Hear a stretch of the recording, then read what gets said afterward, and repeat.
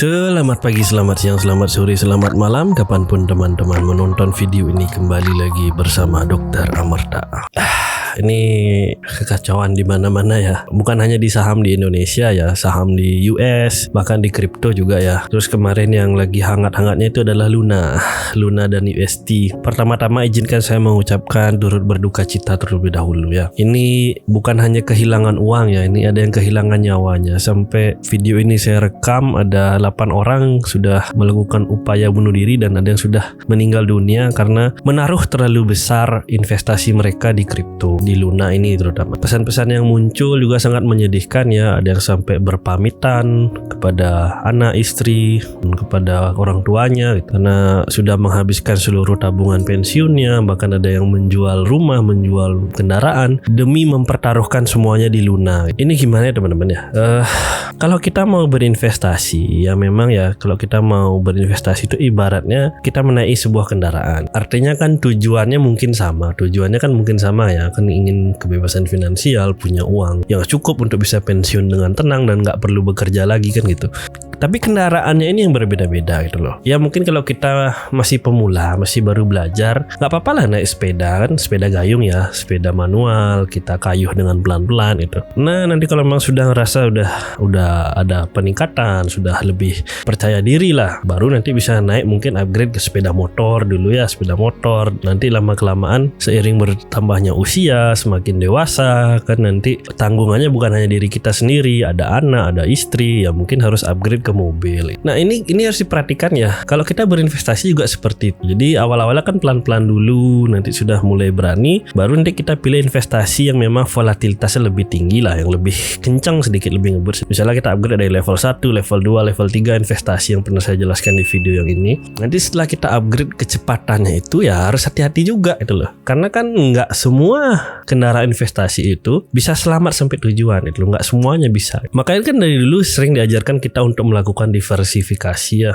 Di tempat yang aman kita naruh juga, di tempat yang sedikit beresiko kita naruh juga, di tempat yang beresiko banget kita naruh sedikit aja. Yang terjadi kan kebanyakan orang-orang kan nggak mau gitu loh, maunya cepat aja gitu. Akhirnya apa? Akhirnya mereka memilih kendaraan investasi yang bukan hanya belum teruji ya, tapi memang memiliki kecepatan tinggi dan memiliki resiko tinggi juga untuk terjadi kecelakaan. Ya ibaratnya kan baru bisa naik kendaraan bermotor misalnya yang kecepatannya mungkin ya menengah ke atas lah, terus tiba-tiba ini memaksakan dirinya untuk naik roket gitu loh. Ya dengan tujuannya itu tadi ya, mau to the moon itu, mau ke bulan tujuannya. Tapi yang terjadi apa ya? Yang terjadi kan ya kecelakaan ya gitu. Kenapa Luna ini bisa sampai melakukan blunder besar seperti ini? Sebenarnya ada banyak teori konspirasi yang ada di sana gitu loh. Artinya ya kita nggak tahu yang mana yang benar, mana yang enggak gitu loh sebenarnya. Kadang-kadang teori itu juga susah untuk dibuktikan. Kalaupun kita bilang enggak ya susah juga untuk membantahnya gitu. Karena kan nggak ada yang bisa menelusuri dalam itu gitu. Tapi kalau teman-teman mau lihat, kita harus melihat pendiri dari Luna itu sendiri. Terra atau Luna ini ya namanya Do Kwon Daniel Shin. Dia adalah pemuda dari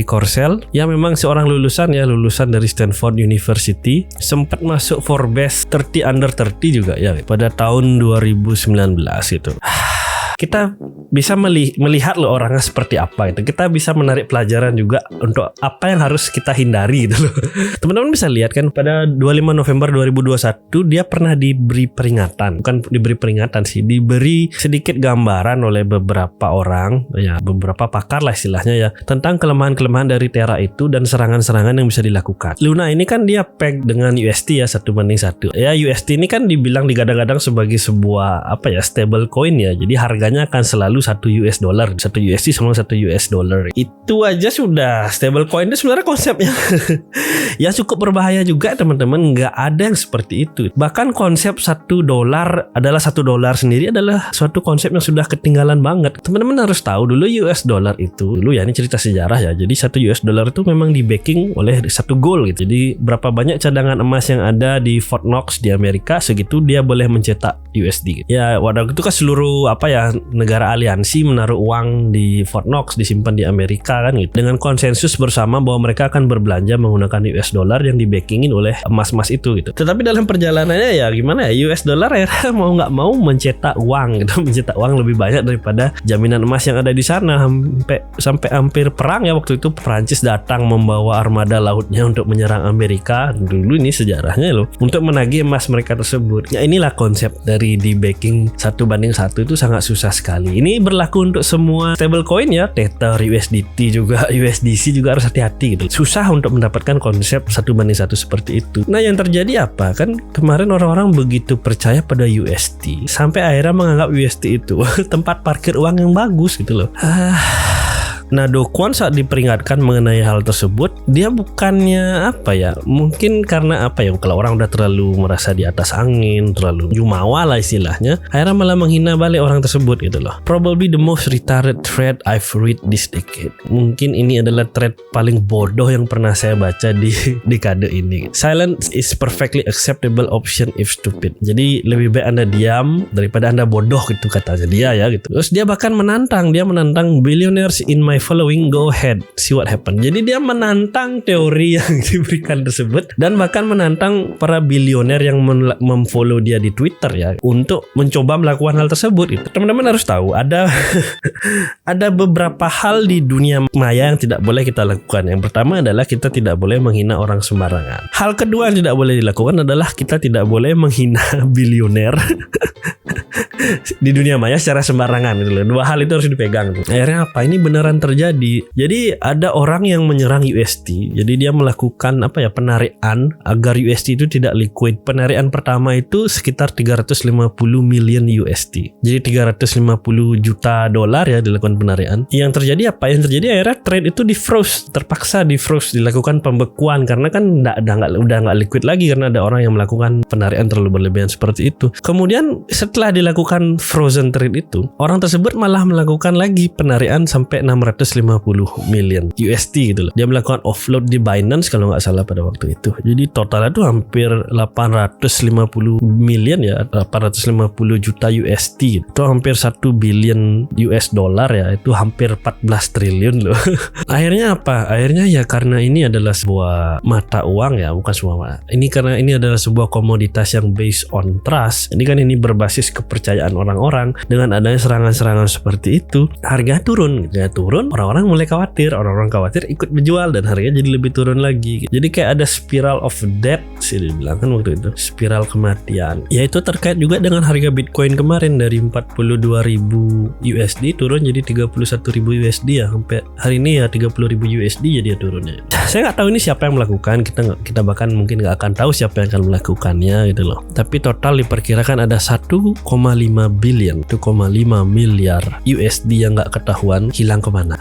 Ini ya, tapi kan syukurnya kan Do Kwon ini kayak yang nggak ngilang banget juga sih, masih aktif lah di Twitter, masih jauh-jauh komentar gitu. Cuma kemarin dari Binance sudah memberikan beberapa masukan apa yang harus dilakukan oleh Terra gitu loh. Ya sedihnya sih setelah orang-orang dari Binance mencoba menghubungi Terra, nggak ada jawaban ya gitu loh. Bahkan kemarin solusi yang keluar adalah mencoba melakukan forking gitu, jadi kayak dicoba dipisah. Terus ada yang mencoba melakukan pembakaran Luna gitu, biar berkurang lah jumlah stoknya. Terus kemudian juga ada yang bilang ini yang paling aneh sih, mereka bilang akan membuat satu koin baru karena Terra sudah punya nama. Jadi daripada ini dihilangkan, lebih baik mereka membuat satu koin baru untuk menggantikan Luna ini gitu. Dan nanti orang-orang yang kehilangan uangnya itu akan diberikan koin baru tersebut. Itu kan satu kebodohan yang kan orang-orang sudah kehilangan kepercayaannya. Jadi buat apa dikasih lagi koin baru yang belum tentu ada harganya. Ya ini apa ya, kita kan sudah bahas koin-koinan dari awal tahun ini. Saya udah nyebut beberapa koin-koin dulu di awal-awal video kemarin itu ya. Kembali lagi saya harus sampaikan, harus hati-hati banget. Itu harus hati-hati banget. Ini nggak semua koin, nggak semua token kan bisa bertahan. Susah untuk bertahan di 10 besar lah gitu. Ya sampai hari ini saya juga kehilangan uang yang cukup besar di kripto ya. Portofolio saya saat ini berkurang 70%-an ya. Sisa 500 jutaan karena memang harga Bitcoin ya turun. Jadi kan semua ikut turun juga gitu. Ini uang yang benar-benar saya memang sisihkan untuk ditaruh di kripto yang super kencang dan super berbahaya ini gitu. Jadi saya nggak terlalu sedih juga, nggak sampai nangis. artinya kan dia nggak sampai stres gitu. Ini memang uang yang sudah kita yakinkan akan ditaruh di kripto. Saya pribadi nggak akan cut loss, saya akan biarkan aja nanti mengalir entah gimana jadinya.